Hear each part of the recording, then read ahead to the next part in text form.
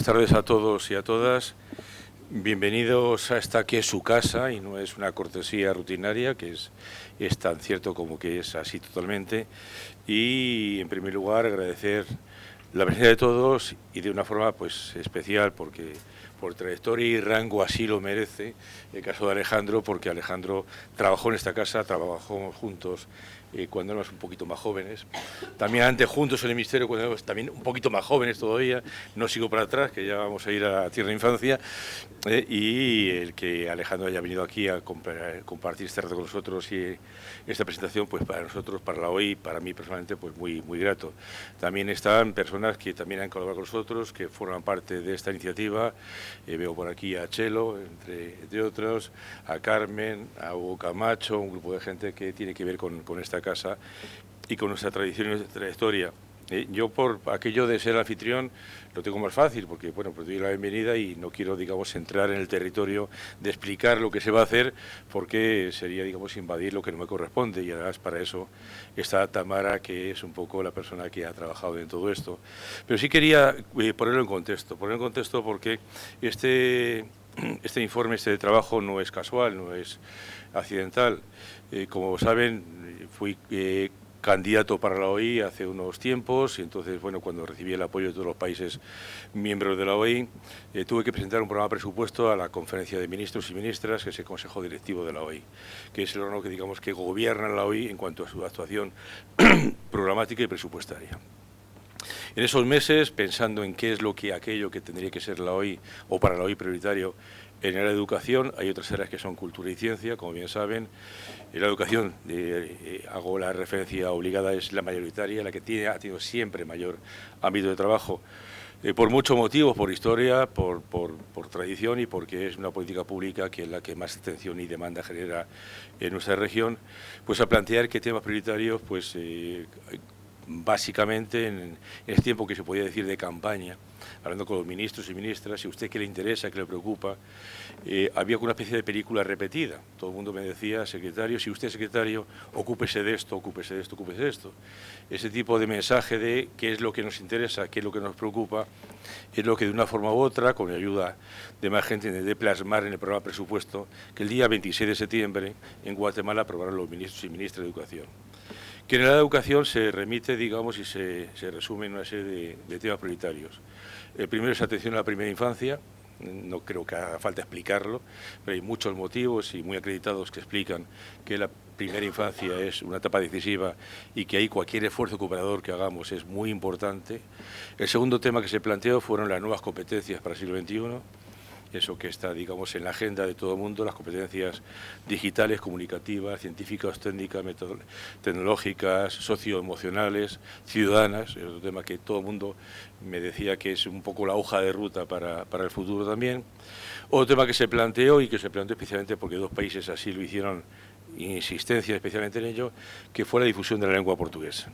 La OI, como bien saben, es una organización bilingüe, pero no es bilingüe realmente. Yo todavía sigo diciendo que no es bilingüe, es oficialmente bilingüe, pero en la práctica no es realmente bilingüe. Y juntos, en estos días, pasado mañana, tenemos un gran congreso en Lisboa, en la Fundación Gulbenkian, que yo creo que resume la filosofía que planteamos. Somos una comunidad con dos lenguas pluricéntricas y una comunidad con dos lenguas que hablamos y compartimos 800 millones de personas, la mayor comunidad bilingüe del mundo. Creo que es un tema importante y merecía la pena que la OI hiciésemos un esfuerzo en potenciar, digamos, la difusión del portugués, porque la relación, digamos, era asimétrica en ese sentido, y a través de varios proyectos. El cuarto proyecto que me insistieron con gran reiteración que había que trabajar era el tema de educación superior, que la OI venía trabajando en educación superior, pero querían que tuviese, digamos, un hincapié especial. Doy solamente dos cifras, dos datos muy sencillos. En América en este momento llegamos ya a 30 millones de estudiantes de educación superior, que es un récord histórico, nunca he pensado. Es la región del mundo que más crece en matrícula de educación superior y estamos en torno a las 3.200 universidades. Acabamos de publicar un informe que está disponible en el cual hemos hecho un diagnóstico de qué es lo que está ocurriendo en la región. 3.000 y pico universidades, o que se llaman universidades, de una forma u otra, da como para tener que preocuparse por ello y trabajar en ese ámbito de educación superior de una forma quizás más articulada, básicamente con las agencias de calidad de educación superior de la región. Y el otro tema prioritario fue la gobernanza del sistema educativo. Y la gobernanza del sistema educativo es un concepto que hace referencia a una serie de elementos importantes. Importantes como son la participación, un buen sistema educativo con una buena gobernanza es participativo. En segundo lugar, un sistema educativo con una buena gobernanza es innovador, es otro elemento. Y otro tema que es el del liderazgo. El liderazgo y la dirección escolar, que es otro tema clave en una buena gobernanza. Somos la región del mundo que en este momento invierte más educación, un dato que yo no me canso de repetir. El 5.2% del PIB que se invierte en educación en América Latina está muy por encima de lo que invierten los países de la OCDE, es muy por encima de otras regiones.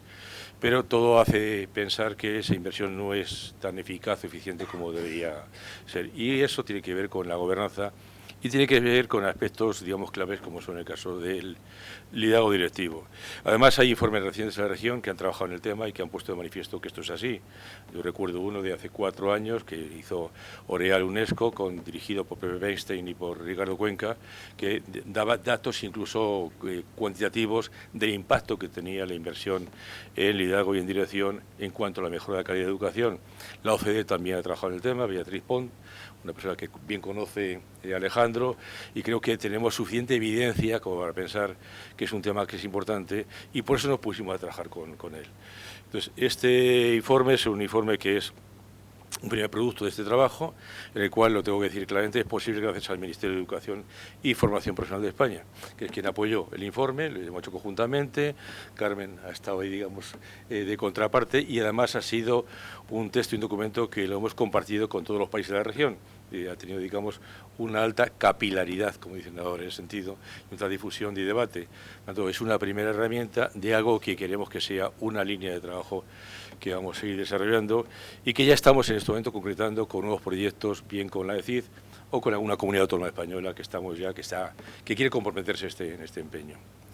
En mi parte introductoria, como decía antes, no voy a contar más porque ya no me corresponde, pero un poco para que tengan el contexto de que esto por qué surge y en función de qué surge. El próximo Consejo Directivo de la OI será a final del año próximo, daremos cuenta de lo que hemos hecho y sometemos a aprobación de los ministros el próximo programa de presupuesto, que sería el de 2021-2022, en el que, si nada dice lo contrario, nuestra intención es seguir avanzando en esta misma línea de trabajo, porque creemos que es relevante y que tiene, digamos, un impacto real sobre la mejora de la calidad educativa.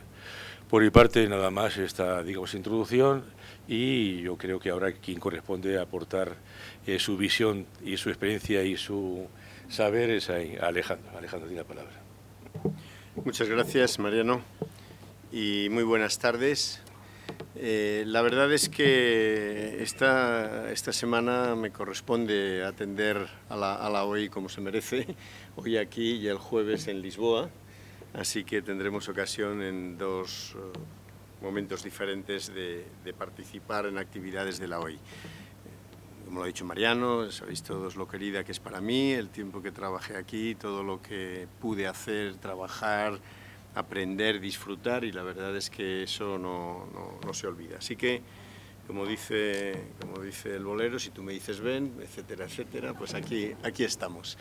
La verdad es que el asunto de que se trata, la presentación de este documento, me parece que tiene mucha relevancia, ¿no? Porque es verdad, y Mariano lo mencionaba, que hoy en día todos los asuntos que se refieren a cómo funcionan las escuelas, cómo se dirigen, cómo se administran, cómo se llevan adelante, se ha convertido, junto con la cuestión del profesorado que trabaja en ellas, en elementos clave para la mejora de la educación, ¿no? Nuestros sistemas educativos, podemos discutir mucho sobre ellos, en qué medida son mejores o peores, y tenemos todos debates en todos los países al respecto. Lo que no cabe duda en ningún caso es que todos ellos tienen espacio para la mejora, y en ese espacio para la mejora yo creo que a lo largo del tiempo hemos ido dando importancia a diversas cosas, hemos ido dando importancia a aspectos que no digo que no la sigan teniendo, pero que hoy no necesariamente insistimos tanto, como los temas de la descentralización, los temas de la evaluación, los temas del currículo, los temas de tal, y hoy tendemos a darle mucha importancia al funcionamiento de las instituciones y al trabajo de las personas que están en ellas, fundamentalmente los docentes, pero no solo los docentes, porque en los centros educativos hay más personas trabajando que docentes. Quiero decir, hay más personas que simples docentes. Entonces, la verdad es que eso está hoy en día plenamente aceptado, y los estudios de la OCDE, estudios en la Unión Europea, en otra serie de organismos supranacionales, pues le prestan importancia. En el ámbito nacional, obviamente, también, ¿no? Y yo creo que por eso hay que agradecer a la OEI pues, el liderazgo que toma en esto para poder trabajar y llevar adelante proyectos en esta dirección, y yo me siento concretamente pues muy satisfecho de que el Ministerio de Educación y Formación Profesional pueda participar con la OEI en desarrollar esta actividad, ¿no? Ya desde el propio título, hablar de liderazgo directivo, yo creo que está poniendo el énfasis en los cambios que se han ido produciendo, cambios conceptuales del modo en que se concibe, como el propio documento dice, y en el modo en que operan, ¿no? O sea, tradicionalmente estábamos muy habituados a hablar de la dirección escolar y a prestar una atención especial. En España ha sido un debate, pues sigue siendo, ¿no? Cómo se elige el director o directora, etcétera. O sea, son cuestiones que tienen importancia, que es indudable que la tienen, y sobre las cuales hemos debatido mucho, ¿no? Pero lo que los últimos años nos han venido a poner de manifiesto es que vale, que quién sea esa figura, cómo se elige o cómo se nombra o lo que sea, es importante, pero más importante es cómo actúa. Y dentro de cómo actúa es cómo consigue no ser simplemente la persona que ordena, en el sentido más estricto del término, la vida de un centro educativo, sino la persona que es capaz de liderarla. O sea, que no simplemente cuida, por importante que sea, de la aplicación de la normativa, del desarrollo de todos los protocolos establecidos, de que haya relaciones justas entre los miembros en el interior, etcétera, etcétera, sino algo más como alguien que es capaz de sacar lo mejor de cada persona y de la institución, de incentivar para que el trabajo de la institución sea lo más rico posible, ¿no? Y yo creo que de eso precisamente es de lo que se trata todo esto, ¿no?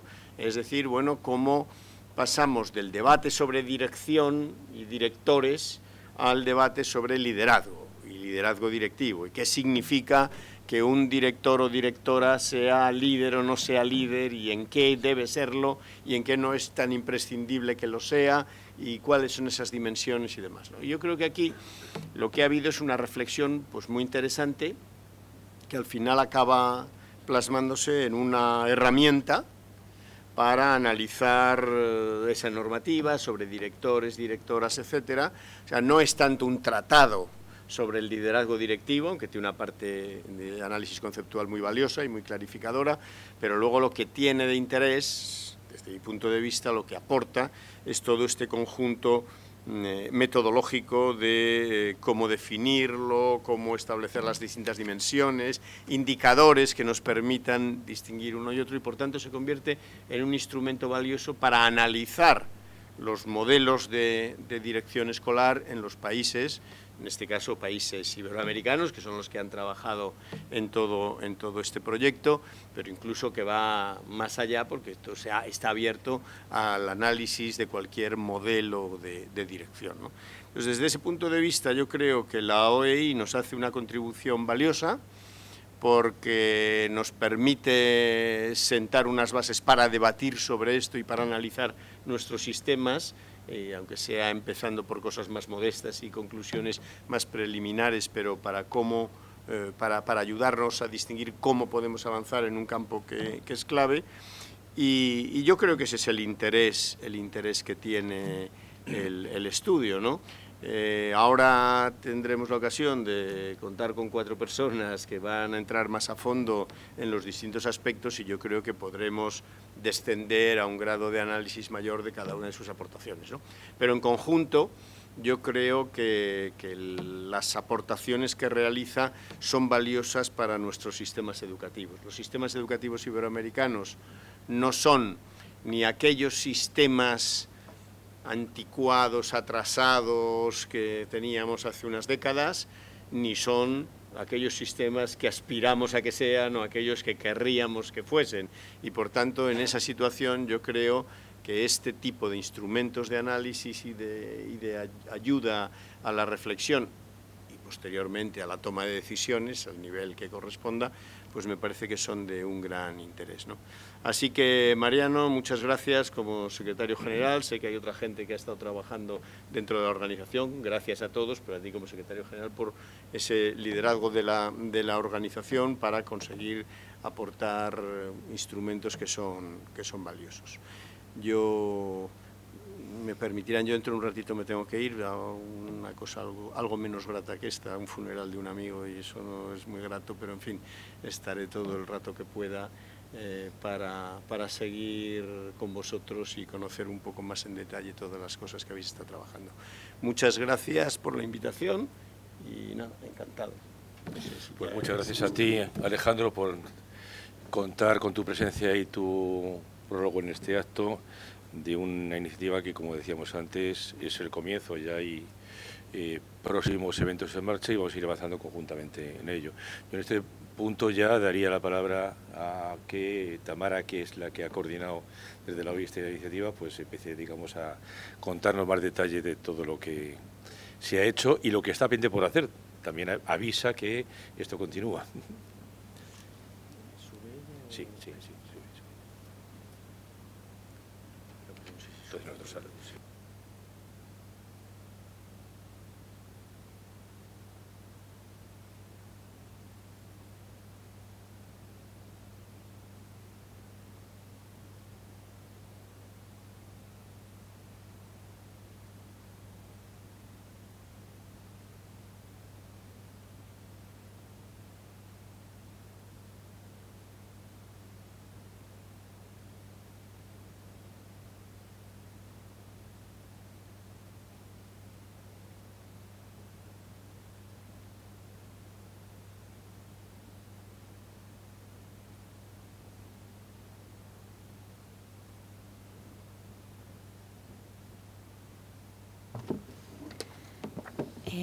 Bueno, muchas gracias, secretario general, Alejandro Tiana, por la bienvenida a la sesión de inauguración y por supuesto, muchas gracias a todos y a todas, tanto a los que estáis aquí presencialmente compartiendo este espacio con nosotros, como a todos aquellos que nos seguís ahora mismo vía streaming a través del canal de YouTube, de las redes sociales. Es un placer compartir este espacio con todos ustedes, en el que vamos a estar revisando, abordando uno de los temas que, como ya se ha puesto de manifiesto en la sesión anterior, es un tema central a la hora de hablar de calidad de la educación.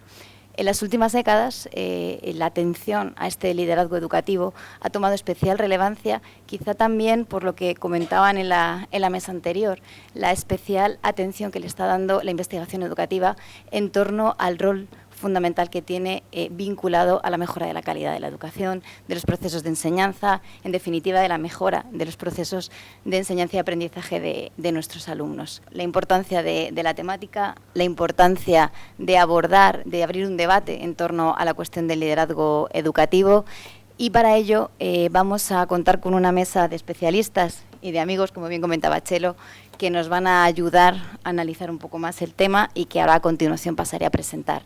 Como antecedentes, antes el secretario general lo ha comentado, sí me gustaría explicar de dónde viene la temática o cómo surge el desarrollo de este informe. Ya en el año 2017 hicimos una primera estudio, una primera aproximación diagnóstica sobre cómo estaba la situación del liderazgo educativo en la región. Para ello contamos con la coordinación del Instituto de Evaluación, de la participación muy directa del Ministerio de Educación de España a través de su Instituto de Evaluación Educativa. Contamos también con el apoyo del Instituto de Brasil, el Instituto de Evaluación de Brasil y de México. E hicimos un primer análisis tratando de reportar cómo estaba o cómo se estaba enfocando desde la normativa, desde las distintas políticas educativas, cómo se estaba enfocando este tema del liderazgo educativo. comprobamos con la información que recabamos de los distintos países, encontramos que si bien por una parte es una temática central, de hecho lo mostraba que todos los países de la región tienen dentro de sus políticas educativas información, recogen de alguna manera aspectos relativos al rol del director escolar, vimos por otra parte que frente a este interés o esta importancia por la temática, nos encontramos con que todavía había importantes desafíos o importantes retos vinculados sobre todo a cuestiones como ausencia, en muchos casos, de perfiles o estándares competenciales vinculados, contextualizados, o incluso a elementos que pudieran hacer atractiva la profesión, por llamarlo de alguna forma, del director escolar. Cuestiones como, antes lo comentaba también Alejandro Tiana, ¿no?, como profesionalizar los procesos de selección o tener remuneraciones, recompensas acordes a las responsabilidades que asume un director escolar, o aspectos incluso vinculados a la posibilidad de tener un desarrollo profesional, una carrera profesional vinculada a la función de director. Encontramos también, dentro de este estudio que hicimos, que cuando hablábamos o cuando tratamos de identificar buenas prácticas sobre dirección escolar, si bien todos los países cuentan con experiencias exitosas, la realidad es que a la hora de tratar de sistematizarlo no tenemos criterios claros sobre qué es una buena práctica vinculada a la dirección escolar, o incluso no contamos con instrumentos que nos permitan de alguna forma sistematizar estas experiencias exitosas y poder generalizarlas, contextualizarlas y de alguna manera compartirlas. Este fue de alguna manera el origen que dio pie a el estudio que hoy presentamos aquí. Partimos de entender que podría ser una propuesta interesante tratar de identificar o de desarrollar un instrumento que nos permitiera identificar buenas prácticas lideradas, vinculadas a la dirección escolar, y a partir de ahí fuimos desarrollando pues toda una serie de mecanismos que muy articulados nuevamente con el Ministerio de Educación de España a través del Instituto de Evaluación, a quien nuevamente agradecemos como siempre la colaboración y la buena disposición que muestran a este tipo de tareas y de acciones. Y presentamos esa propuesta a a los ministros de Educación iberoamericanos, que aprobaron, compartieron esa prioridad y aprobaron en Consejo Directivo en agosto de 2017 en Buenos Aires pues el desarrollo de este documento. Nos hemos planteado el trabajo que hoy aquí vamos a estar conversando. Es el resultado, no te preocupes, Chelo, es el resultado de un trabajo colaborativo, coordinado, como decíamos antes, con el Ministerio de Educación de España, pero que indudablemente ha contado con la participación activa de todos los países, ha contado también con la validación y con la experiencia de académicos, de expertos de muy distintos perfiles, que han contribuido a tratar de validar y finalmente desarrollar un instrumento que pudiéramos poner al servicio, como comentaban también en la sesión inaugural, al servicio de los países, como una primera apuesta, una primera, mejor dicho, y modesta contribución a un análisis sobre cómo estamos avanzando en este tipo de definiciones de liderazgo educativo en la región. Tiene un doble objetivo el informe. Por una parte, lo que hemos tratado es de definir conceptualmente qué modelo de liderazgo educativo queremos promover y, por tanto, cuáles van a ser esos criterios que nos van a permitir identificar o caracterizar una buena práctica en materia de liderazgo educativo.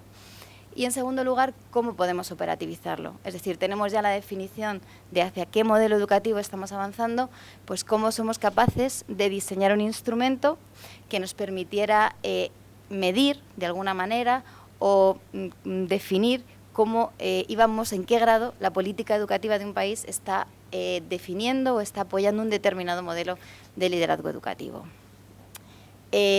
Sobre estas cuestiones y sobre otras más que seguramente surgirán, vamos a estar hablando en este ratito que vamos a compartir con una mesa de especialistas, de expertos y de amigos que sin duda a los que agradecemos tanto la presencia como su colaboración. Por una parte, tenemos aquí a mi derecha Consuelo Velaz de Medrano, es la Directora General de Evaluación y Cooperación Territorial del Ministerio de Educación y Formación Profesional de España.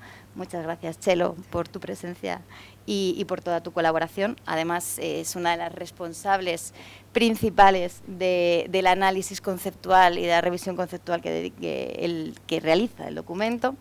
Por otra parte, Carmen Tobar, directora del Instituto Nacional de Educación Educativa, también del Ministerio de Educación y Formación Profesional de España.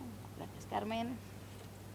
Ángel Balea, en la esquina, aquí a la derecha, jefe de servicio, Dirección General de Ordenación, Evaluación y Equidad Educativa, Consejería de Educación de Asturias. Muchas gracias, además, por venirte y compartir este espacio con nosotros. Y Óscar Martín Centeno, director del Centro Educativo Santo Domingo de Algete. Muchas gracias también a ti. Vale. Si te parece, Chelo, vamos a comenzar en primer lugar contigo. Y me gustaría, decíamos al inicio, que una de las principales o de las primeras tareas que teníamos por delante a la hora de llevar a cabo este desarrollo de esta herramienta era definir qué modelo de liderazgo educativo era el que íbamos a promover. En este sentido, una primera pregunta formulada de manera muy directa y también desde tu experiencia y como también desde tu perfil más académico, vinculado a estas y otras temáticas, ¿no?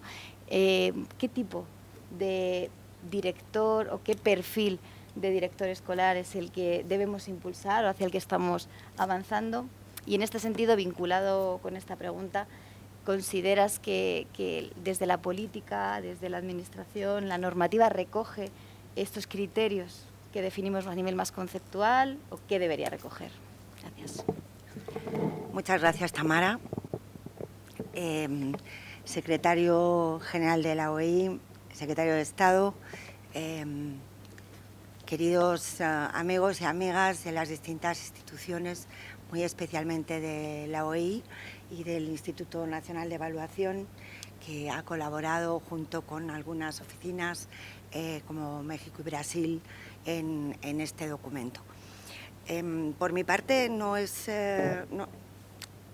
que en mi intervención tenga la posibilidad de hablar desde dos perspectivas, la de la catedrática de la UNED que hizo el trabajo de revisión conceptual y la directora general. Yo ahora mismo solo tengo un sombrero y ese es el que tengo claro, pero por otro lado tengo que reconocer que la oportunidad que me dio la OEI de reflexionar, de leer y de aprender,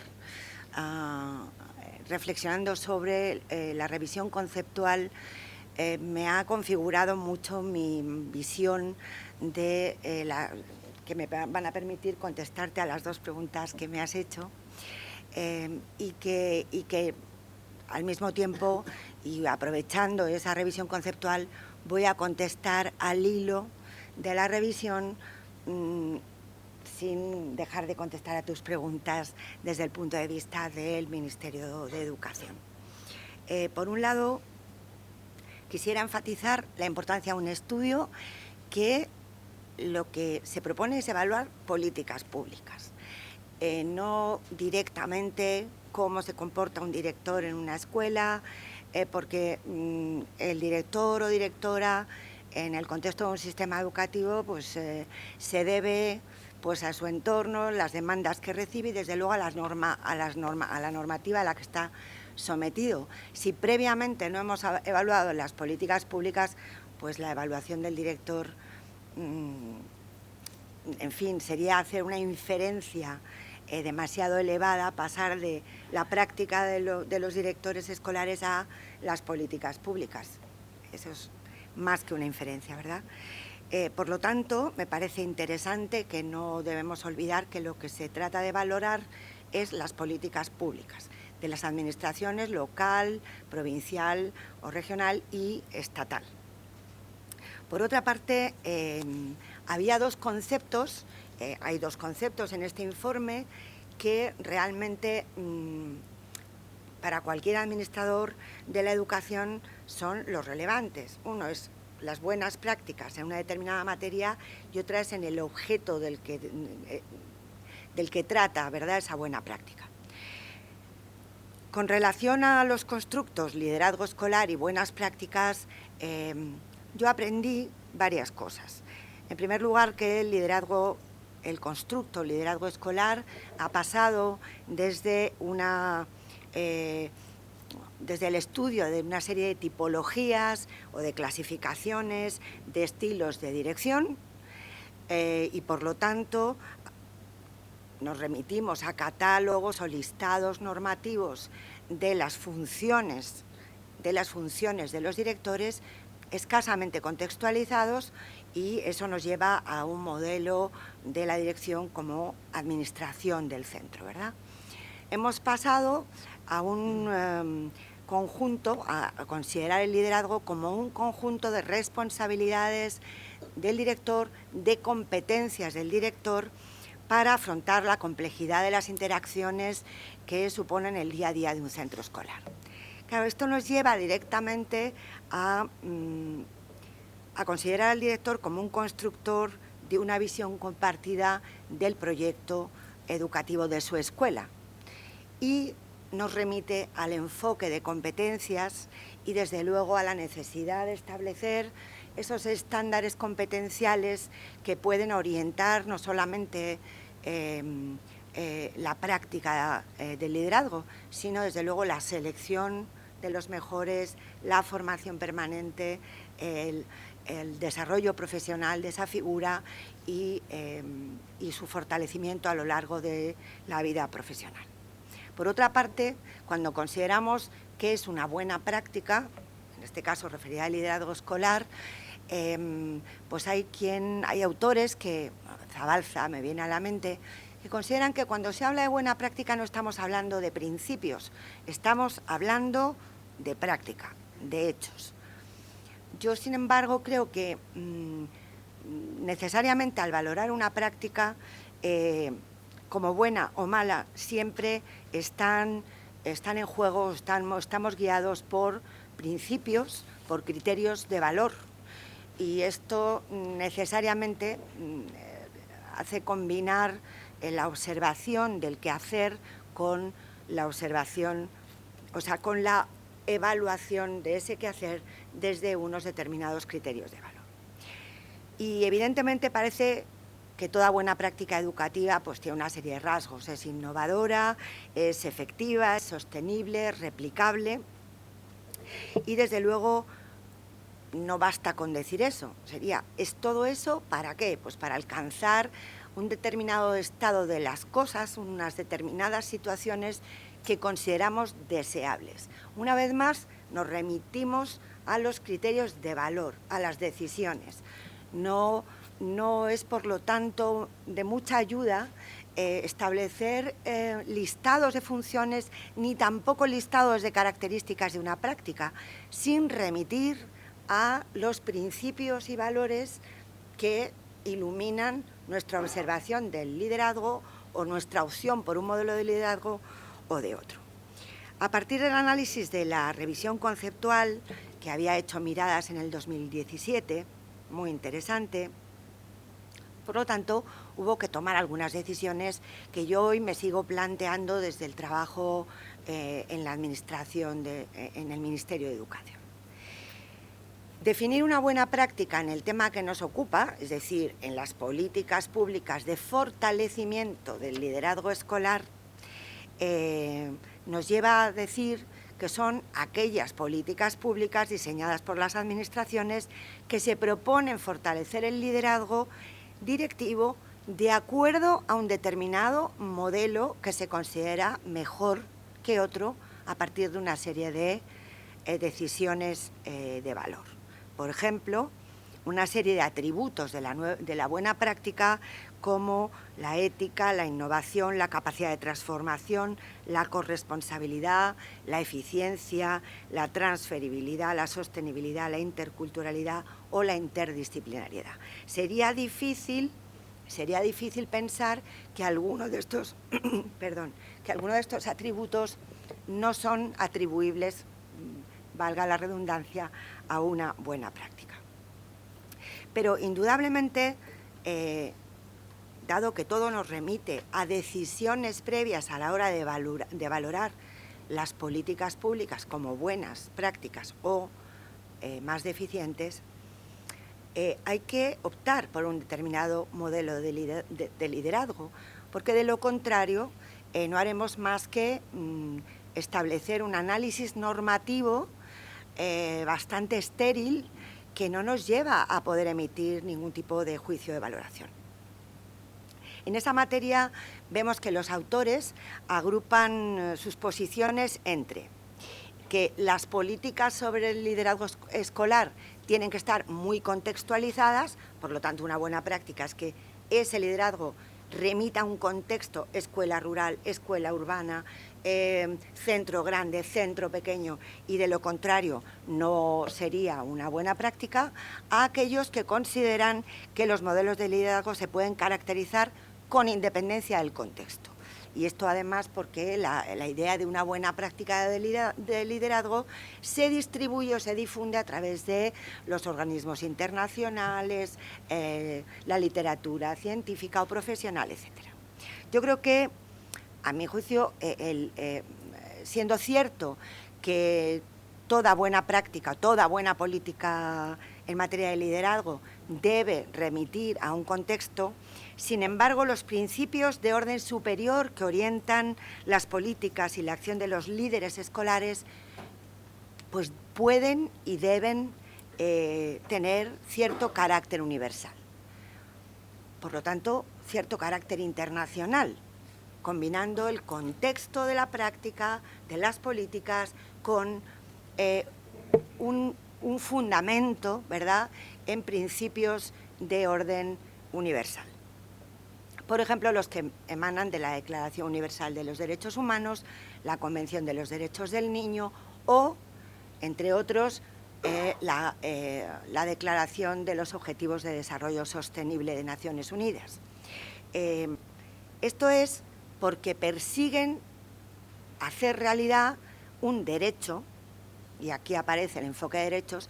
Todas esas declaraciones persiguen hacer realidad el derecho de todos y todas a una educación de calidad y además han sido objeto de un consenso de la comunidad internacional. Todo ello les dota de una autoritas, ¿verdad?, bastante importante a la hora de poder optar por un modelo de liderazgo que remita a eso. Así que los principios que fundamentan los fines de la educación en la región serían aquellos que nos llevan a optar por una determinada definición del constructo. La opción fue por un modelo de liderazgo pedagógico, inclusivo y distribuido.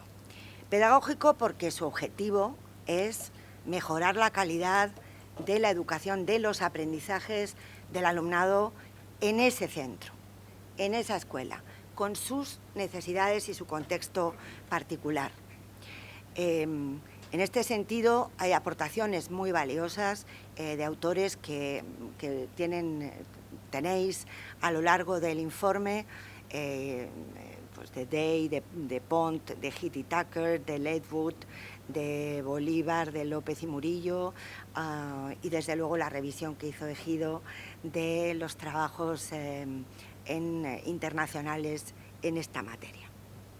Inclusivo, también por algunos autores denominado ético por la justicia social, porque el trabajo de esos líderes está caracterizado por la importancia que conceden a la equidad, a la construcción de comunidad de aprendizajes, la colaboración entre los profesionales del centro y con las familias, el trabajo colaborativo y porque invierten mucho tiempo en construir relaciones profesionales y de comunidad. Y distribuido porque, pese a que el punto de partida muchas veces del liderazgo tendrá que impulsarlo el director o directora de un centro, sin embargo, más pronto que tarde, debe empezar a distribuir ese liderazgo y construir un equipo de líderes de distinta naturaleza dentro del centro y, por supuesto, nos podemos remitir a los jefes de estudios, los orientadores o el departamento de orientación, los coordinadores de área o de ciclo, en fin, el consejo escolar del centro como tal ejerce un liderazgo sobre el proyecto educativo de ese centro, y esto es lo que puede producir mayor capacidad de transformación de una institución, no la concentración en la figura del director o de la directora. Así que, bueno, a partir de esa revisión, efectivamente se construye una matriz de especificaciones organizada en dimensiones, subdimensiones e indicadores, pero que sobre todo lo que tiende a visualizar son las grandes dimensiones en torno a las cuales debe evaluarse una buena política que fortalezca el liderazgo pedagógico, inclusivo y distribuido. Y esas dimensiones son la definición de las responsabilidades del director con priorización de las referidas al liderazgo pedagógico, inclusivo y distribuido, la promoción del liderazgo distribuido en función del tamaño del centro, la autonomía del director o del equipo líder del centro para tomar decisiones de mejora de la calidad y de la equidad en el centro, y por último, el atractivo de la dirección escolar, si no como profesión definitiva, como profesión transitoria en aquellos países como España, donde el director es elegido por la comunidad escolar en general, cuando no es nombrado por la administración, que es de una práctica creciente, a mi juicio, en fin, si no hay hoy más remedio, pues bienvenida, pero hay que procurar, ¿verdad?, que sea la propia comunidad la que gestione los liderazgos. Esto quiere decir, por un lado, que es un buen director. Pues yo me atrevo a decir que aquella figura de un centro que desde luego se representa su lugar en ese centro como una persona que va a construir comunidad, que va a construir un equipo de liderazgo y que van a perseguir la mejora de la calidad, la mejora de la equidad en el centro, y van a corresponsabilizarse de todo ello. ¿Qué dice la norma? Pues, ¿qué dice la norma o qué debería decir? Yo creo que la norma no opta intencionadamente por un modelo de liderazgo, al menos en las normas que yo he podido evaluar, tanto en España como en la región, como en Iberoamérica. No se opta claramente por una decisión política de liderazgo y de llevar el liderazgo escolar en una determinada dirección, y por lo tanto la evaluación de ese liderazgo o la configuración de las funciones en la norma pues son un compendio que trata de ponerle un poquito de todo al director, pero en el que no necesariamente se nota cuáles son las prioridades de ese perfil directivo, ¿verdad?, o de liderazgo. Y por otra parte tampoco disponemos en la mayoría de los países de unos estándares competenciales que nos permitan diseñar la formación inicial, diseñar la selección o los criterios de elección del mejor director para una comunidad escolar, ni tampoco su formación permanente, ni tampoco la carrera profesional y los incentivos, sean dinerarios o no. Creo que habría que, en ese sentido, avanzar en una dirección de decisión de qué modelo de liderazgo queremos que predomine, ¿verdad? Y por otra parte, trasladarlo a competencias para que en su proceso formativo los directores tengan la oportunidad de aprender, al igual que sus alumnos, lo que se espera de ellos, ¿no? Y bueno, insistir en mi agradecimiento a la OEI por esta oportunidad y mi felicitación por el estudio.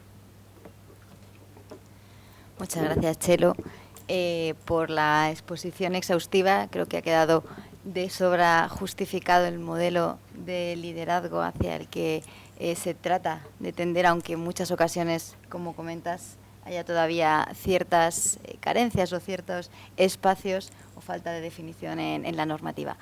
Teniendo como horizonte este modelo que nos hablaba Txelo, ¿no?, de liderazgo educativo, pedagógico, inclusivo, distribuido, Carmen, preguntarte, desde el rol que has tenido de participación muy directa en la coordinación y en el desarrollo de lo que es toda la propuesta, ya no solamente de conceptualizar hacia dónde o qué tenemos que tender a la hora de pensar en un perfil de director escolar, sino a la hora de cómo operativizamos este modelo, esta revisión más conceptual, cómo somos capaces de traducirlo en alguna herramienta que nos permita identificar en política pública, en normativa, hacia qué tipo de liderazgo estamos fortaleciendo, hacia dónde estamos avanzando a nivel de normativa. La pregunta, por tanto, ¿cómo ha sido diseñado el procedimiento para que los países puedan, de alguna manera, tratar de medir o conocer el tipo de liderazgo que están promoviendo desde su propia normativa, desde la legislación? Muy buenas tardes a todos. En primer lugar, yo también quería agradecer a la OEI la oportunidad que nos ha brindado al Ministerio de Educación y Formación Profesional para formar parte de este trabajo, que ha sido muy interesante, del que hemos aprendido todos muchísimo. También quería agradecer a todos los demás colaboradores que han formado parte de este trabajo, que han sido muchos de los cuales están aquí hoy en la sala, que han trabajado tanto en la parte conceptual como en la validación de la herramienta. Como bien comentas, el Instituto de Evaluación del Ministerio de Educación y Formación Profesional de España ha formado parte de este trabajo desde el comienzo, cuando en el año 2017 comenzamos a elaborar, junto con los institutos de evaluación de Brasil y de México, el informe Miradas 2017. Como ya se ha comentado aquí, en aquel momento el tema central era el liderazgo escolar, que es un elemento clave, como también ya se ha comentado, y se abordaban en su desarrollo distintos temas relacionados con el liderazgo escolar, entre ellos la identificación y la difusión de buenas prácticas. Y como ya ha comentado Tamara, fue cuando comenzamos a hacer esta recopilación de buenas prácticas, nos dimos cuenta que, en primer lugar, es muy difícil identificar qué es una buena práctica porque no hay criterios, y segundo, que no hay herramientas para su sistematización. Y este es el germen de este trabajo. Entonces, para poder realizarlo, lo primero que se tuvo en cuenta es que se necesitaba una revisión conceptual de todo el trabajo que ya se había realizado, toda la literatura disponible, y además también todo lo que ya aparecía, la revisión que aparecía en el informe Miradas 2017. En ese informe Miradas 2017, como también se ha planteado ya, el modelo de liderazgo hacia el que se orienta es el liderazgo pedagógico, distribuido e inclusivo. Y a partir de esa revisión conceptual, que fue una revisión muy rigurosa, esta culminó en una propuesta metodológica de una herramienta, cuyo objetivo era principalmente que los países pudieran conocer en qué grado la normativa está fortaleciendo este liderazgo pedagógico, inclusivo y distribuido dentro de los distintos países. Y también identificar si existían determinados elementos que había que potenciar para fortalecer este tipo de liderazgo. Por lo tanto, teníamos una parte conceptual y luego una propuesta metodológica de este trabajo. La propuesta metodológica se presentó en forma de matriz de especificaciones, que estaba estructurada en torno a unas dimensiones que ya ha comentado Txelo brevemente y que yo voy a intentar explicar un poquito más. Estas dimensiones, existían unas dimensiones y además se definían sus dimensiones, indicadores, que eran aspectos más concretos sobre lo que los países deben valorar, en qué grado están estos indicadores en sus normativas. Bueno, la primera dimensión que trata en la matriz de especificaciones es sobre la definición de las responsabilidades del director en el sistema educativo, priorizando aquellas que están relacionadas con el liderazgo pedagógico, inclusivo y distribuido. Y dentro de esta primera dimensión se encontraban distintas subdimensiones que podéis ver aquí, que una es relacionada con el perfil del director. Es si las funciones que aparecen en la normativa son coherentes con el modelo, con este modelo de liderazgo, y se fomenta la innovación desde los centros educativos.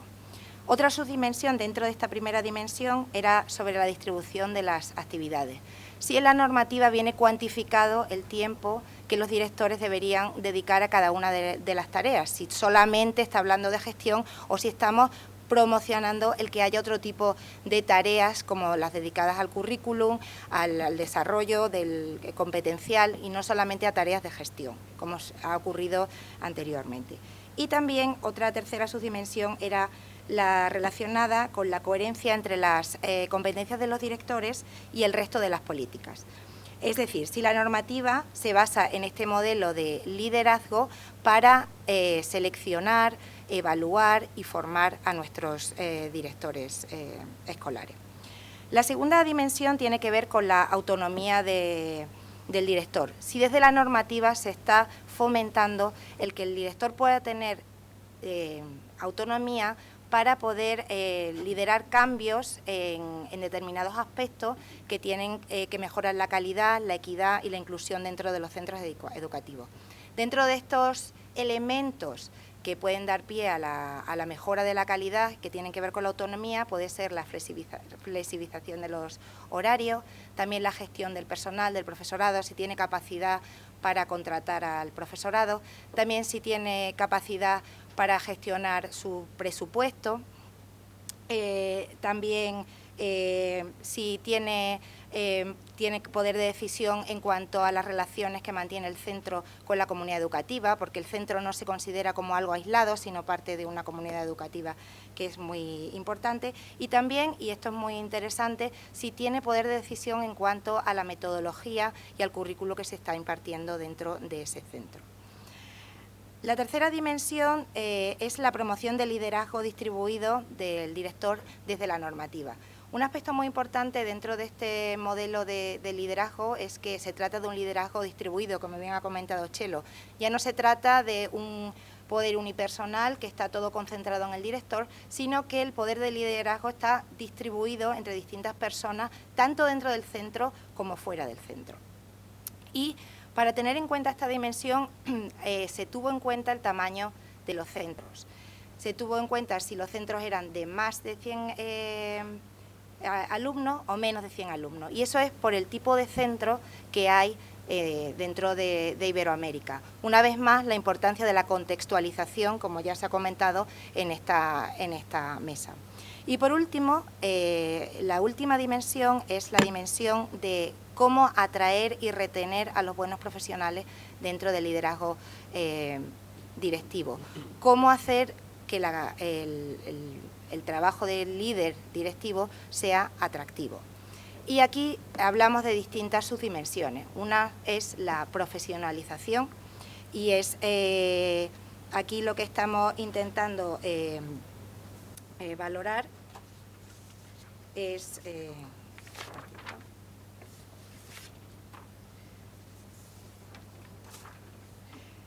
si el grado en que la normativa regula los criterios de acceso de los directores al puesto de director. Por otra parte, una subdimensión relacionada con la compensación, el grado en que la normativa establece salarios o complementos que sean ajustados a las responsabilidades de este cargo.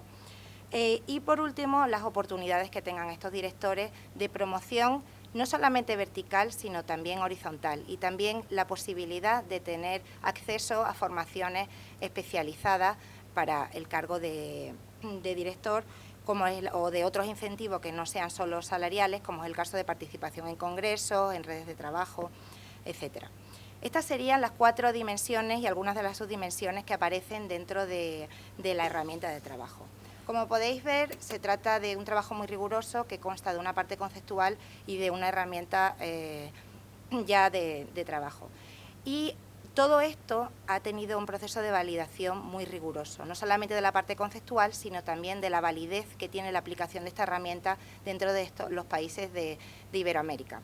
Como parte de este proceso de revisión y de valoración, se tuvo lugar aquí en Madrid, precisamente en esta casa, un taller en el que participaron personas de distintos perfiles, algunas de las cuales están hoy aquí incluso en la mesa, y a las cuales les doy la gracia por haber accedido a venir una vez más. Como eran estadísticos, inspectores, directores de centros, miembros de la administración educativa. Todos ellos se valoraron la propuesta, hicieron aportes y modificaciones a la parte conceptual, a los criterios de medición y también a los indicadores. Queríamos que no solamente fuera un trabajo que estuviera realizado por la OEI y el Ministerio de Educación y de Formación Profesional, sino que tuviera una validación externa de distintos profesionales. Todos estos aportes de los distintos miembros del taller se sistematizaron, se incluyeron dentro de la herramienta y como un segundo paso de validación, esto se pasó a los distintos países iberoamericanos que una vez más hicieron un proceso de valoración de la herramienta y hicieron sus aportes, sus modificaciones, tanto a las dimensiones como a los indicadores, y en el Consejo Rector, que se celebró además aquí también en Madrid, todo este año ha sido todo aquí en la casa, pudimos discutir sobre ella y digamos que llegamos a un consenso sobre la validez de esta herramienta. Entonces, esto es una primera aproximación que esperamos que sea útil para poder cubrir ese vacío que encontramos cuando estábamos elaborando el informe Miradas 2017 y que esperamos que pueda ser utilizado efectivamente por todos los países. Muchas gracias, Carmen. Sin duda, has dado cuenta amplia de bueno, lo que comentaba también en la intervención el secretario general al inicio, de que la herramienta, más allá de contar con la participación de especialistas, de expertos, trata de ponerse al servicio de los países y, por tanto, ha tenido un proceso de validación, de consolidación, tanto con los institutos de evaluación de los países con los que trabajamos, como con talleres ya más específicos de perfiles tanto de académicos y bueno, pues de estadísticos, con la intención de que de alguna manera sirva y recoja todas las realidades y permita de alguna manera contextualizarse a los distintos contextos. Bueno, tenemos un modelo hacia el que queremos optar, hacia el que queremos promover a la hora de hablar de un perfil de director escolar. Tenemos una matriz de especificaciones con unas dimensiones de análisis que tratan de dar cuenta de cómo la política educativa está avanzando, fortaleciendo un tipo de liderazgo u otro. Y ahora me gustaría, Ángel, aprovechando tu experiencia, aprovechando tu rol dentro de la administración pública, que además es uno de los colegas que participó en los talleres de validación que comentaba antes Carmen, que pudieras profundizar un poco más en el rol de la administración pública. Sé que no es un tema sencillo, pero que pudieras darnos una visión sobre, desde esta perspectiva, cómo se puede realmente, qué se espera para favorecer este tipo de modelo de dirección hacia el que estamos a lo largo de esta mesa, a lo largo de este conversatorio proponiendo, qué dificultades son las que principalmente se encuentran a la hora de que la normativa promueva o impulse esta visión y, bueno, un poco cuál es la situación desde tu propia experiencia. Muy bien. Buenas tardes a todas y a todos. Un placer compartir aquí esta tarde de trabajo, porque no deja de ser una tarde de trabajo más, con la presentación de este fantástico trabajo en el que, bueno, por lo menos para mí, representando a la Administración, en este caso del Principado de Asturias, ha sido un privilegio colaborar, tanto en la fase previa como en esta. Por lo tanto, agradezco a la OEI, a Tamara, bueno, a su secretario general, que ha tenido que ausentarse, y al secretario de Educación, por supuesto. Gracias también a Carmen por la parte que toca, que suele ser mi enlace con las iniciativas en las que a veces nos embarcamos y que, bueno, que siempre que sean para aprender y en bien de en principio de la comunidad educativa, pues nos llena de satisfacción el colaborar. ¿Qué se espera de la Administración y qué estamos haciendo ya en esta materia? Si estamos en sintonía con este modelo de liderazgo que aquí se postula y en el que aparentemente yo creo que hay un cierto consenso internacional. Da igual que leamos grandes tratados fruto de explotaciones de datos asociados a evaluaciones internacionales, nacionales, autonómicas, etcétera, parece que hay un cierto grado de consenso en el que es cierto que queremos abandonar ese mero gestor o gestora, por así decir, educativo, y trasladarnos a un escenario en el que haya líderes educativos, ¿no? Es complicado porque a veces la administración educativa se mueve en una especie de triángulo de las Bermudas entre lo que debe, lo que quiere y lo que puede o es capaz de resolver o hacer. No es un terreno fácil. La educación, así, podríamos decir que es un poliedro de muchas caras, sin duda, y por lo menos yo no es la primera vez que he oído a algún director o alguna directora de centro y a otros elementos, profesorado, etcétera, y no sin razón en algunas ocasiones, dice, lo hemos escuchado, por lo menos, dirigiéndose a la administración, no estorbéis. Es decir, a veces, lo he escuchado en algunas ocasiones, ¿no? Es decir, quedaros quietos si es que me lo vais a llevar por este terreno porque no me convence, ¿no? Bueno, la misión de la administración, entonces, en este tema, como en otros, debe de ser que en ese poliedro multicara, que es el sistema educativo, evidentemente hay aristas, pero las aristas, digamos que la administración educativa lo que tiene que tratar de convencer y dar las herramientas y proveer los medios para que no sean vistas como límites entre caras que están desconectadas, sino que hay que verlos como puntos de unión, como soldaduras que marcan la conexión, como los vértices que unen varias caras, y aún así debemos de procurar que sean vistos como puntos de unión, no como puntos en los que si me asomo es posible que me caiga al vacío. En este sentido, en cierta ocasión yo escuché a un profesor que tuve en esta materia precisamente sobre liderazgo educativo y dirección de centros, y me quedé con una reflexión en relación, creo que era aficionado a la náutica, y dijo que en materia de liderazgo educativo, en los centros lo que persigue la administración y lo que deseamos es no tener al capitán permanentemente en el puente, es decir, el capitán no debe de estar para corregir el rumbo y resolver todas y cada una de las correcciones que hay que introducir en los instrumentos, sino que el capitán lo que debe de tener es claro, por así decir, junto con su equipo, cuál es el puerto al que desea arribar, es decir, fijar unas metas, trazar un plan, y a partir de ahí conseguir adhesiones y un equipo que colabore en esas otras funciones sin que él tenga que ser un gran hermano que lo esté supervisando todo. Esto todo que parece muy ideal y muy fácil en la práctica no debe de ser tanto cuando, perdonad,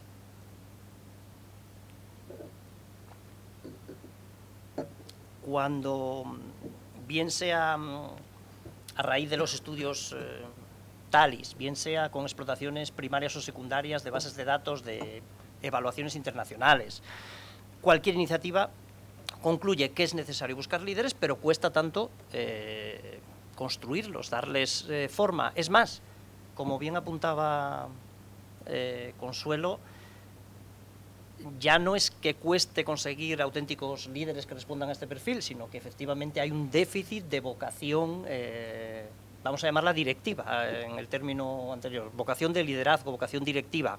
Es verdad que los nombramientos cada vez más, al menos en la administración asturiana, escoran hacia prácticamente imperativos legales y prórrogas de mandato sin que haya una vocación, un atractivo. Evidentemente las administraciones que tenemos que trabajar para revertir esto. Curiosamente en Asturias se está dando una situación que no deja de tener una lectura positiva, que es que en ese pequeño resquicio todavía queda de vocación.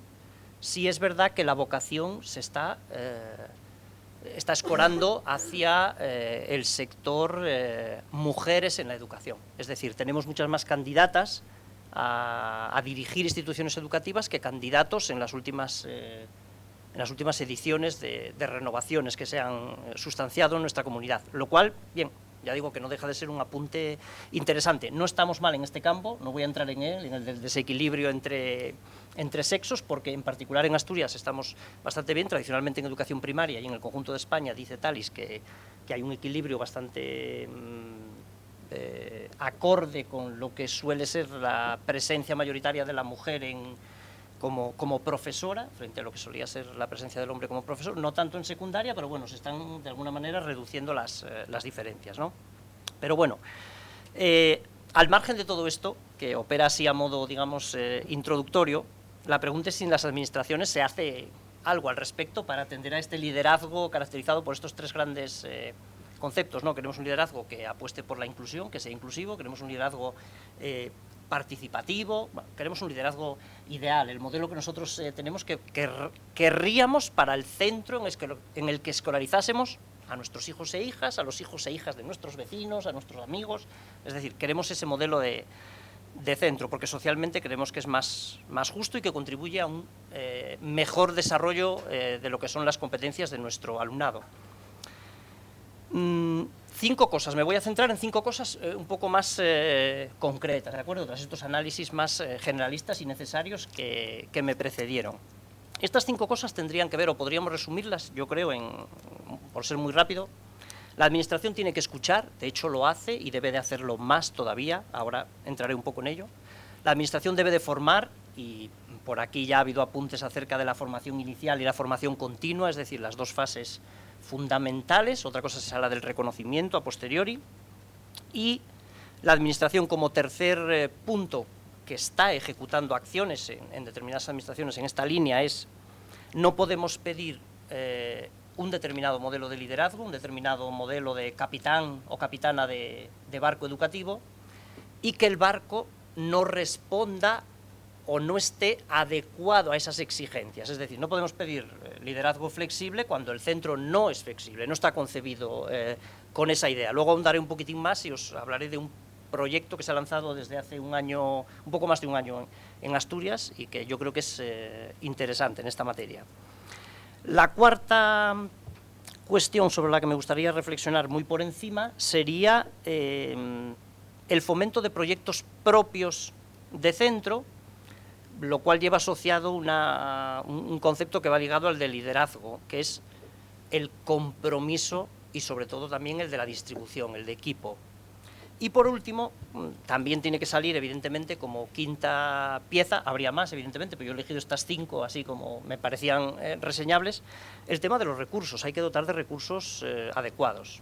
Y ya sabemos que a partir de unos determinados umbrales de inversión ya deja de ser tan importante, Javier sonríe, obviamente, deja de ser tan importante cuánto invertimos y pasa a ser muy relevante el cómo lo invertimos, ¿de acuerdo? Por lo tanto, ya sé que evidentemente en el escenario en el que nos movemos del estudio habrá realidades bien distintas, y no en vano, a través de Miradas 2017 llegamos a la conclusión de que pintar unas buenas prácticas era muy difícil con carácter universal en el mundo iberoamericano, porque, bueno, somos sociedades distintas, contextos distintos, sistemas educativos diferentes, en momentos evolutivos distintos, es decir, es complicado identificar esas buenas prácticas. Voy a comentar, yo creo que brevemente, cada uno de estas 5 cuestiones que he avanzado. La de escuchar, es cierto que las administraciones escuchan a través de recepciones de información por la vía de participación en muchos proyectos. El más importante, más goloso por la cantidad de datos, y que creo que 7 comunidades autónomas, por ejemplo, en el caso de España, participamos con una muestra ampliada, fue el de Talis, tanto en educación primaria como en educación secundaria. Tenemos un informe muy importante del que, por ejemplo, en Asturias ahora estamos lanzando hasta explotaciones secundarias que vienen muy a colación del tema que hoy nos trae aquí. Y dentro de esa escucha, pues evidentemente los directivos y las directivas de los centros, el profesorado en general, nos apunta a sus déficits en formación inicial, sus déficits en formación continua, los puntos débiles y los puntos fuertes, qué oportunidades les ofrecemos en materia de desarrollo profesional, Evidentemente, en materia de formación inicial, Talis y otros estudios que dicen que hemos avanzado. Hay preocupación en cuestiones pedagógicas, hay muchas preocupaciones entre el profesorado y la gente que está a pie de alumnado en los centros educativos sobre el tratamiento de la multiculturalidad, del multilingüismo, que son preocupaciones que han salido, por ejemplo, en el informe de Talis 2018, en la actualización pedagógica de los docentes. Esa es otra preocupación. La rama de la actualización pedagógica, por así decir, parece que en educación primaria nunca ha sido tan deficitaria, nunca ha habido esa percepción, pero sí en secundaria, es decir, en el profesorado de secundaria. Y es verdad que creo recordar que Talis dice que en el evolutivo 2008, 2013, 2018, en concreto el salto entre el 13 y el 18, es un 15% menos de directivos reclaman que es un problemón la falta de cualificación y de capacidad de adaptación pedagógica del profesorado con el que se encuentran en sus claustros. Pero bueno, tenemos que seguir conquistando territorio. No parece que haya ido mal, yo no sé si es el culpable o no de toda esta escalada de puntuación, de ir para bien, el máster habilitante de secundaria, pero bueno, ha sido una fórmula que quizás haya venido a cubrir, no sé si es la mejor o si hay que ir a fórmulas más ambiciosas, pero ahí está. En cuanto al liderazgo educativo, ya dejándonos de la formación inicial, digamos, contextualizada en el mundo del docente de a pie, sino como directivo o directiva, también ha mejorado en cierta medida la formación inicial que las administraciones prestan a este colectivo, o ellos lo manifiestan así a través de Talis, porque no olvidemos que bueno, en 2018 finalizó la moratoria del decreto que vio la luz, el 894, en el año 2014, a raíz de la implantación de la modificación LOE 11, y que preveía que a partir de este año se terminaba la moratoria, incluso con habilitación para el desempeño de la función docente ya no era suficiente, sino que había que pasar por los cursos, bien de actualización pedagógica, o si eras un neófito en la tarea, en tu primera andanada en el mundo de los valientes, de tomar las riendas de una institución educativa, pues había que superar el curso de capacitación, el de acceso a la función directiva, que los módulos, los traigo aquí escritos, o las temáticas que abarcan son desde el marco normativo, la gestión de centro, la gestión eficaz y eficiente, los factores clave que inciden en ella, la rendición de cuentas y calidad, y por último se ponía broche con el proyecto de dirección, sus dos vertientes, el curso. Seguro que mucha gente de la que aquí está ha estado involucrada bien, en cualquiera de las dos vertientes, bien como ponente formador en algún tipo de estos cursos, bien como asistente, bien en diseños, están ahí y quizás también hayan contribuido ligeramente a mejorar esta formación. También existen másteres habilitantes, al efecto desarrollados ya o implantados, títulos propios y oficiales por algunas universidades, exclusivamente dirigidos a este nicho del liderazgo educativo y la dirección de centros educativos. El tercer factor, la escucha y la formación.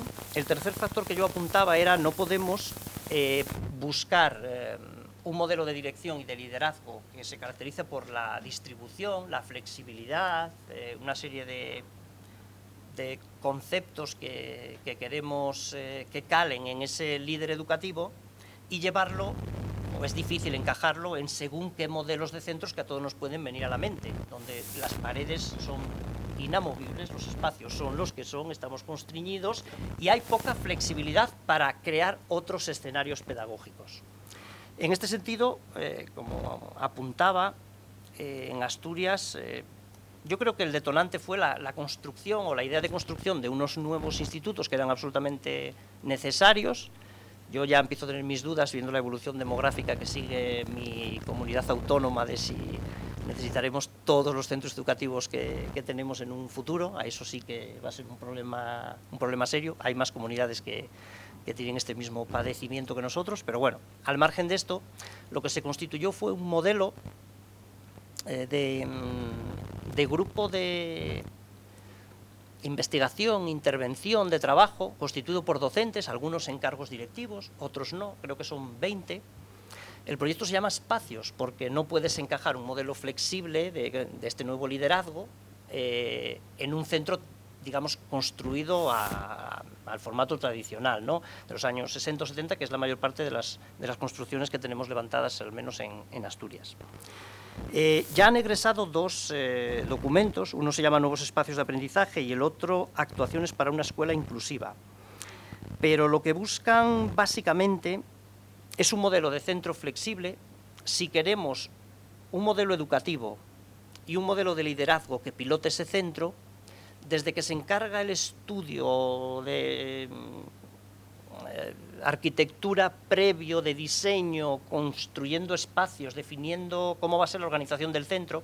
Es decir, el centro debe de nacer desde sus orígenes, desde sus cimientos, concebido para un determinado modelo educativo, o al menos ser lo suficientemente flexible para generar adaptaciones en el futuro. Esa es la idea con la que han surgido y trascienden aspectos de construcción y espaciales en este documento que han egresado como primer producto este grupo, sino que llegan a plantear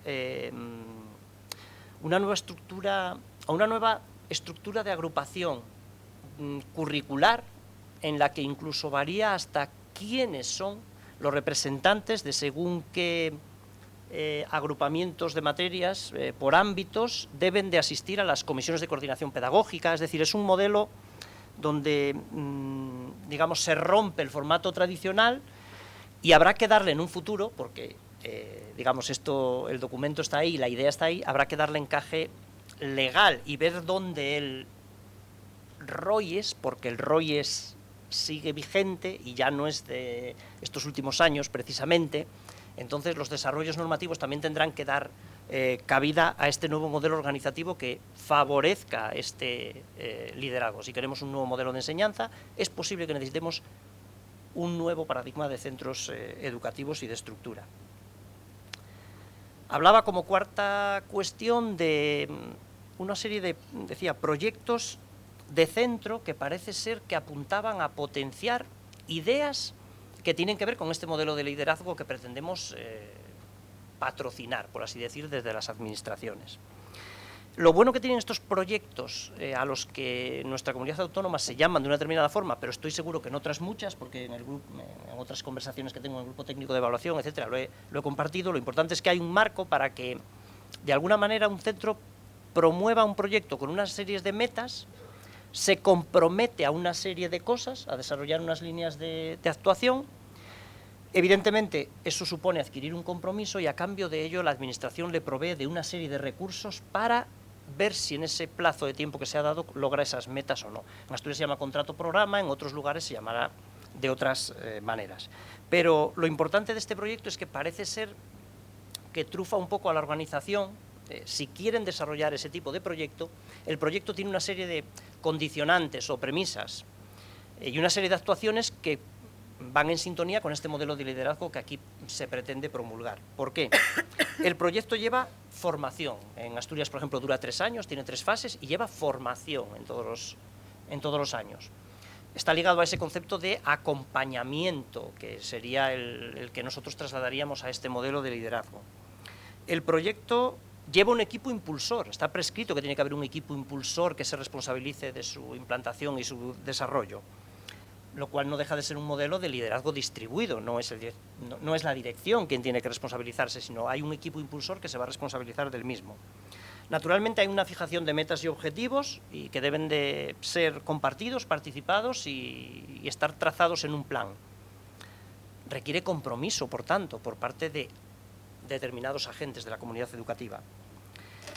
En la fase 3, el tercer año, plantea un horizonte en el que se propone a los centros llegar a explorar un modelo de diseño de sus estructuras de aprendizaje que vaya hacia el diseño universal del aprendizaje, es decir, hacia una inclusión, superando el término, digamos, clásico de inclusión, puesto que presentas, si me permitís decirlo nítidamente y claramente, si presentas ciertas diferencias, haremos lo posible por adaptarnos para que te sientas incluido.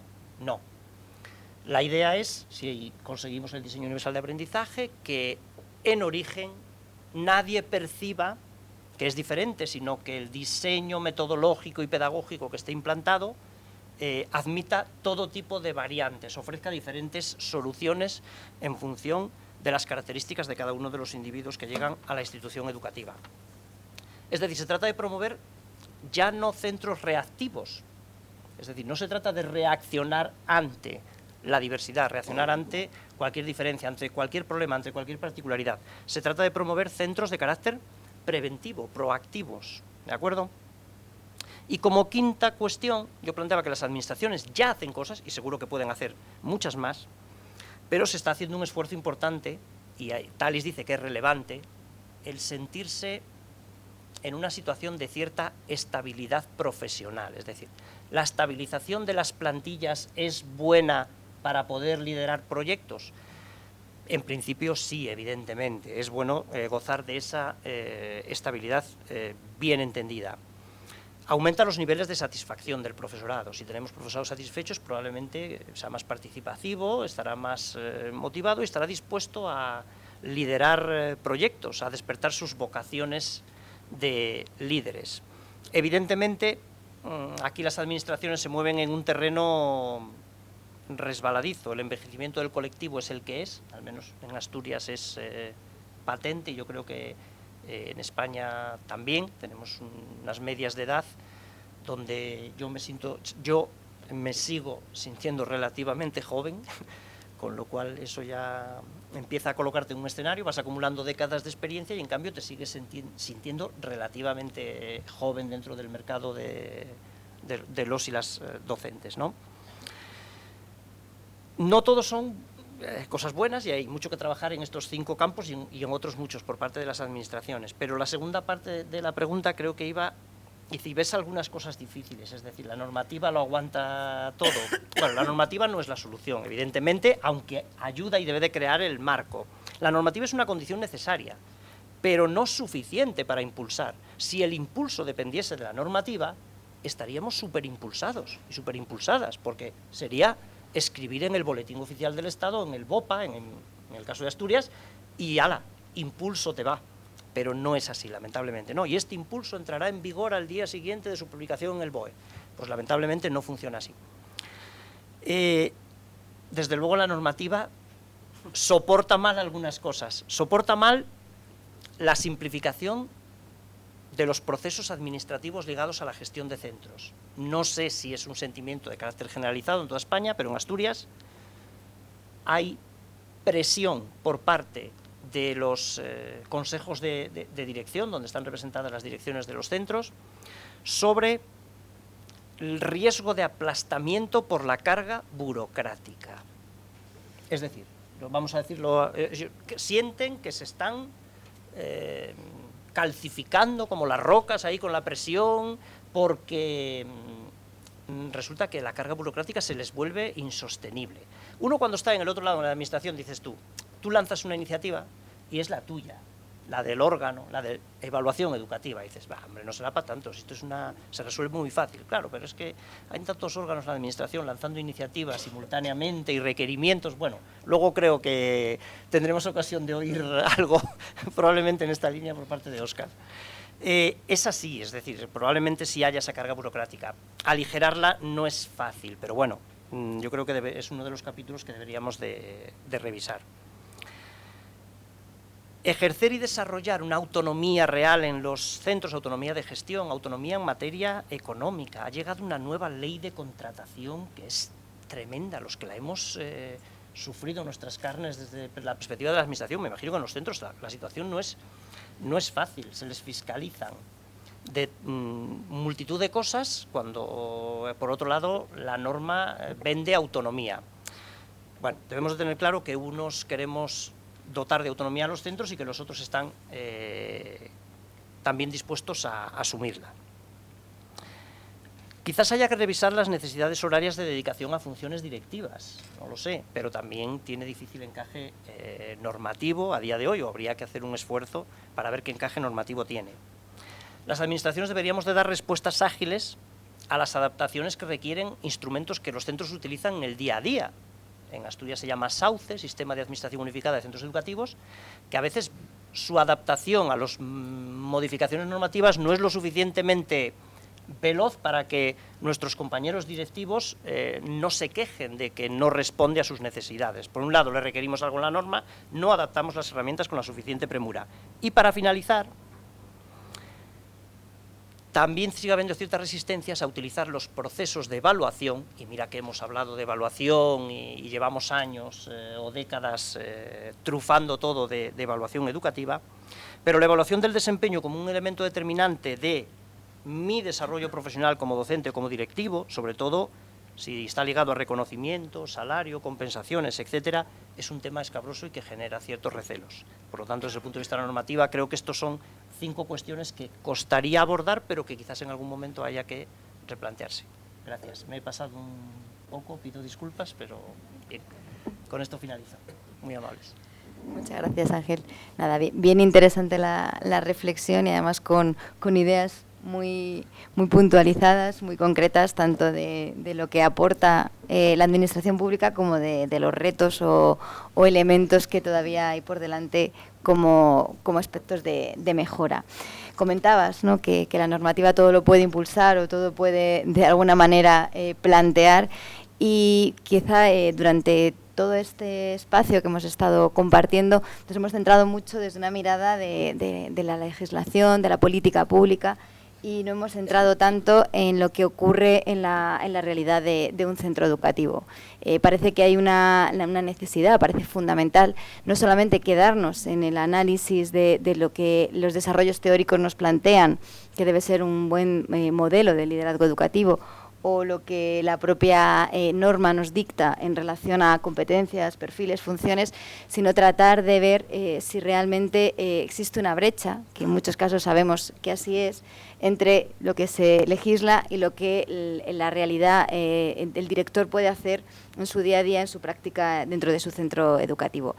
Nos gustaría entrar, como parte ya de este cierre de la mesa, en conocer qué ocurre realmente, ¿no?, en el día a día de un director, y para eso, bueno, qué mejor que preguntar directamente, Óscar, como representante de esta realidad que vives cada día como director de este centro de Santo Domingo de Algete.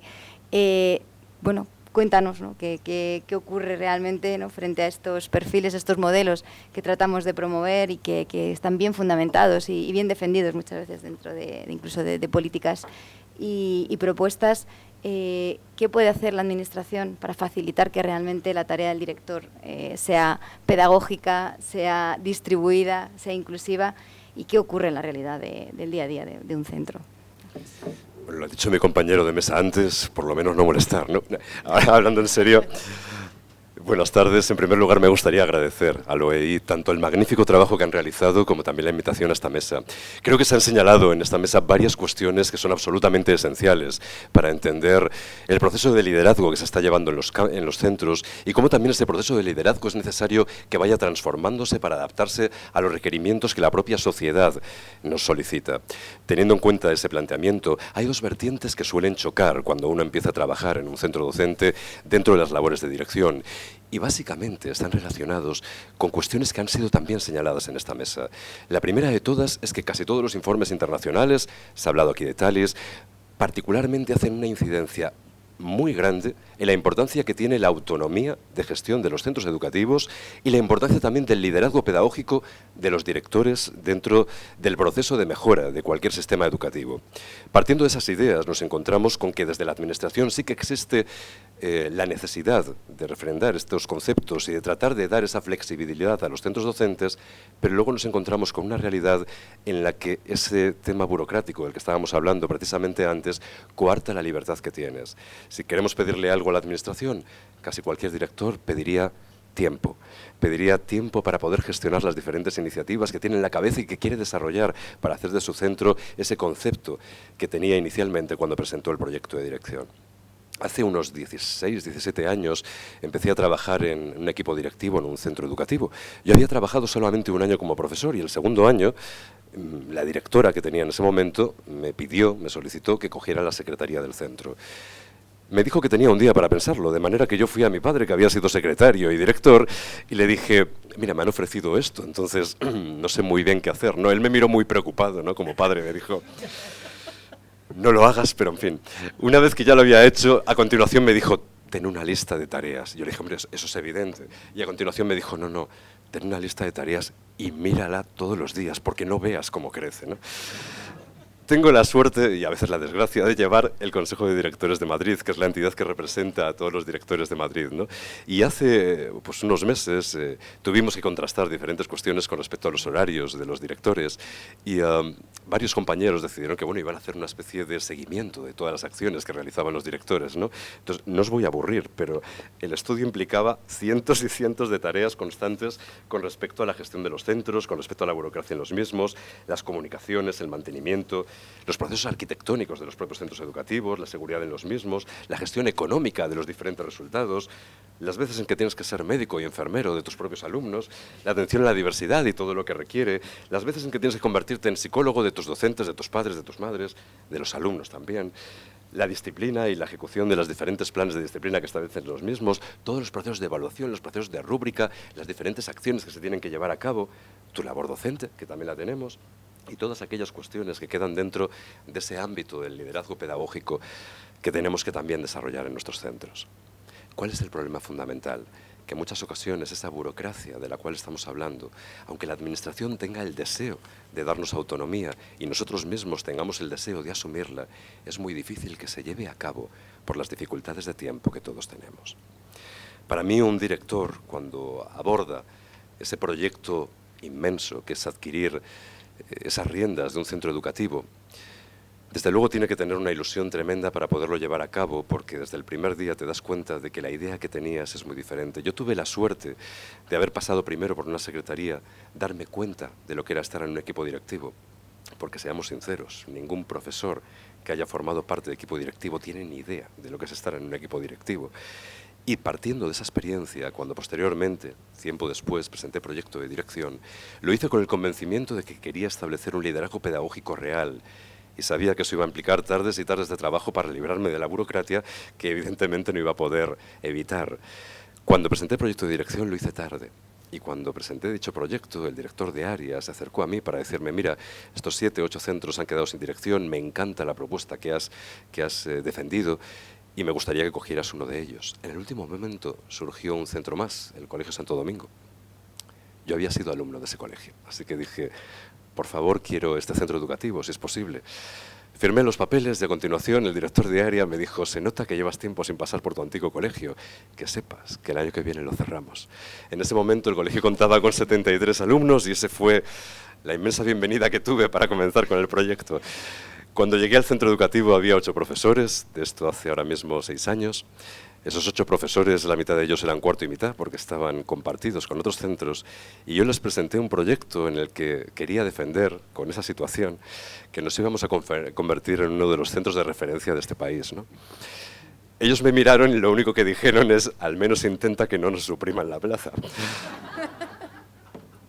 6 años después tenemos 700 alumnos, el centro ha cambiado muchísimo, nos hemos convertido, sí, en un referente de transformación pedagógica y para eso creo que hay 3 pilares fundamentales que tienen que tener muy claro cualquier director que quiera afrontar un proceso de transformación en el centro. Aquí en la mesa se ha hablado de 2 cuestiones muy claras. Por un lado, la contextualización.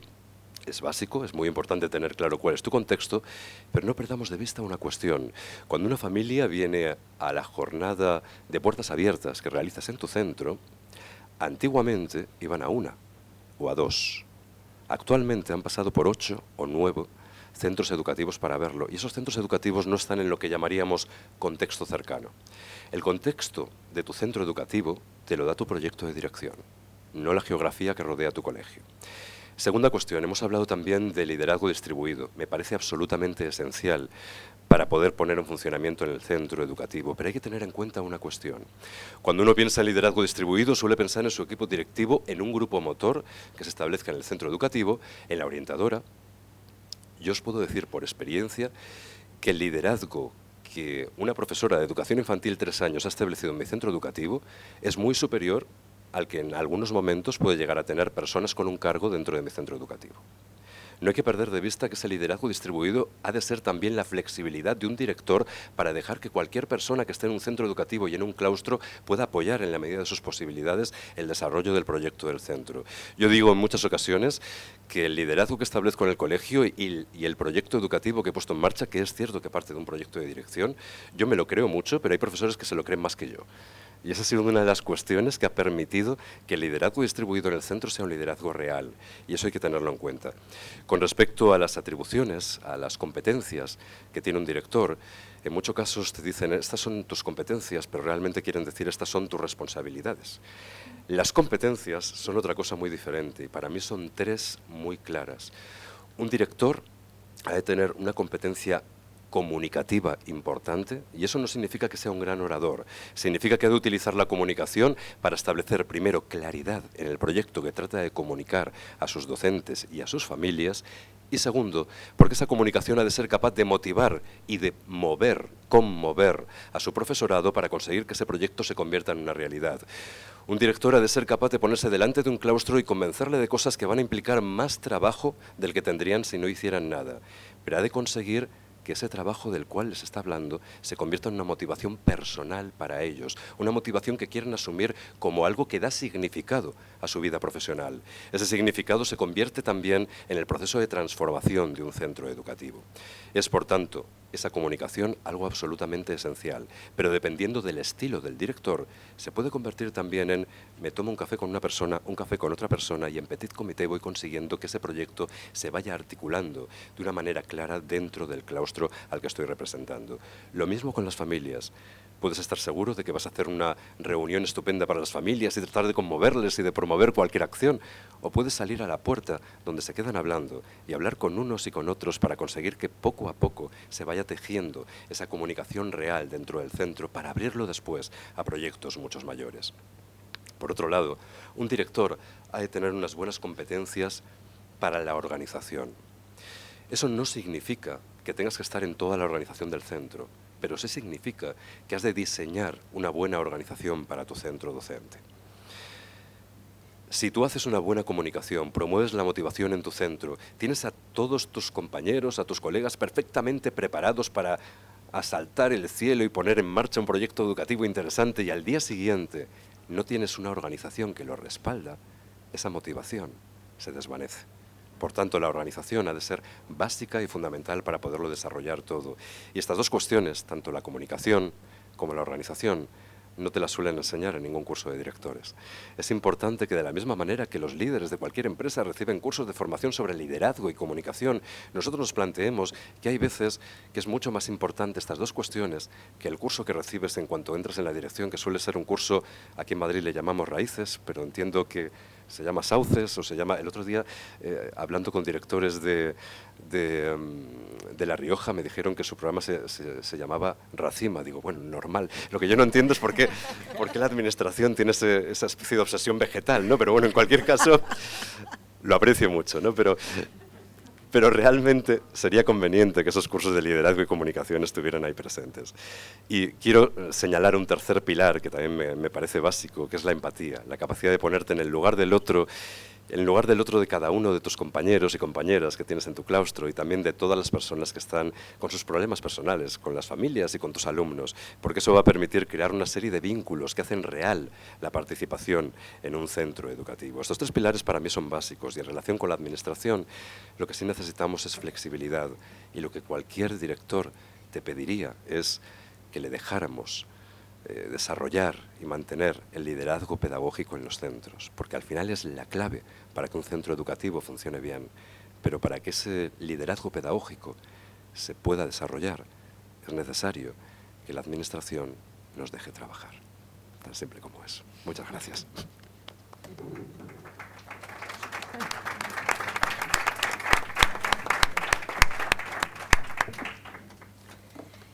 Muchas gracias, Óscar, por además por ceñirte perfectamente y estrictamente al tiempo. Estamos ya fuera, además de los márgenes que nos habíamos establecido.